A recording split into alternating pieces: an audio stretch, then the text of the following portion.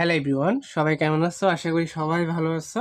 আজকে আমরা জুনিয়র বৃত্তি পরীক্ষা 2025 তোমাদের জন্য ইংলিশের কম্পোজিশন নিয়ে হাজির হয়ে গেলাম। কোন কম্পোজিশনগুলো তোমার জন্য খুবই গুরুত্বপূর্ণ। আমি তোমাকে 5টা কম্পোজিশন দিবে, আশা করছি এখান থেকে কমন পেয়ে যাবা। হ্যাঁ, পদ থেকে কমন পেয়ে যাবে। এই 5টা পদ থেকে ভালো করে পড়ার চেষ্টা করবা। তো দেখো, এক নাম্বারটা হচ্ছে ইউর ফেভারিট হবি। ভালো করে পড়বা। Your favourite hobby. তারপরে 2 হচ্ছে নিউজ পেপার। এটা আরও গুরুত্বপূর্ণ। নিউজ পেপার প্রথম দুইটাই খুবই গুরুত্বপূর্ণ, পর থেকে ভালো করে পড়বা। ফেভারিট হবি আর হচ্ছে নিউজ পেপার। 3 নম্বরে হচ্ছে তোমার জন্য এম ইন লাইফ, জীবনের লক্ষ্য। এম ইন লাইফ বা ফিউচার প্ল্যান দিতে পারে পরীক্ষায়, একই রকম হবে। 4 number the season you like most. You like most, এটাও ভালো করে পড়বা।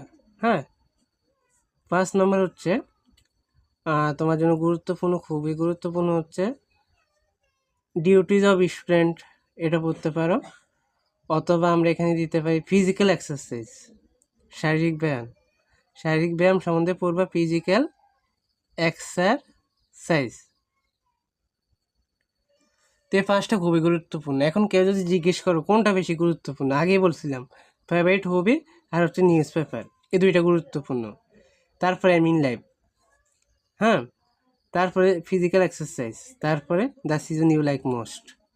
তো 5টা যদি পদ থেকে পড়তে পারো, আশা করছি এখান থেকে কমন পেয়ে যাবে। পদ থেকে চেষ্টা করবা এই 5টা ভালো করে পড়ার জন্য। তোমাদের বৃত্তি পরীক্ষার বেশি দিন বাকি নেই, কিন্তু এখন থেকে এগুলো ভালো করে পড়তে হবে। কম করে পড়লেও ভালো করে পড়তে হবে।